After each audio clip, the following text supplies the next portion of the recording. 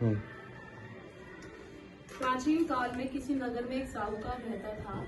उसके 7 लड़के थे। दीपावली से पहले साहूकार की स्त्री घर की लीपा पोती के लिए मिट्टी लेने के लिए खदान में गई और खदान में कुदाल से जब मिट्टी खोदने लगी तो देवयोग से उसे उसी ही जगह एक सेह की मांद दिखी। सहसा उस स्त्री के हाथ से कुदाली सेह के बच्चे को लग गई, जिससे सेह के बच्चा उसी क्षण मर गया। यह हत्या हुई देखकर उस स्त्री को बहुत दुख हुआ, परंतु अब क्या हो सकता था। वो स्त्री पश्चाताप करती हुई अपने घर आ गई। कुछ दिन के बाद उस स्त्री का लड़का मर गया।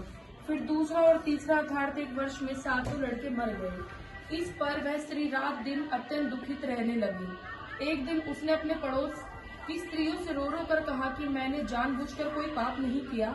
हाँ, एक बार मिट्टी खोदने गई थी तो मिट्टी खोदने के सहसा मेरी कुदाली से एक सेह का बच्चा मर गया।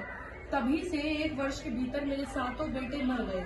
यह सुनकर उन स्त्रियों ने धैर्य देते हुए कहा कि तुमने जो यह बात हमको बताई है, इस सुनाकर अपना पश्चाताप किया है, इससे तुम्हारा आधा पाप तो नष्ट हो गया है। सो अब तुम उसी अष्टमी को भगवती की शरण लेकर सेह और सेह के बच्चों का चित्र बनाकर उनकी पूजन किया करो और क्षमा याचना करो। ईश्वर की कृपा से तुम्हारा समस्त पाप धुल जाएगा और तुम्हें पहले की तरह से ही पुत्रों की प्राप्ति हो जाएगी। उन सबकी बात सुनकर उस स्त्री ने कार्तिक मास की कृष्ण पक्ष की अष्टमी को व्रत किया तथा हर साल व्रत व पूजन करती रही। फिर उसे ईश्वर की कृपा से 7 पुत्र प्राप्त हुए।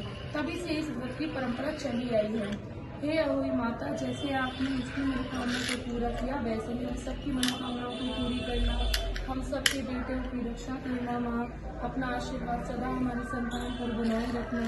बोलो अहोई माता की जय।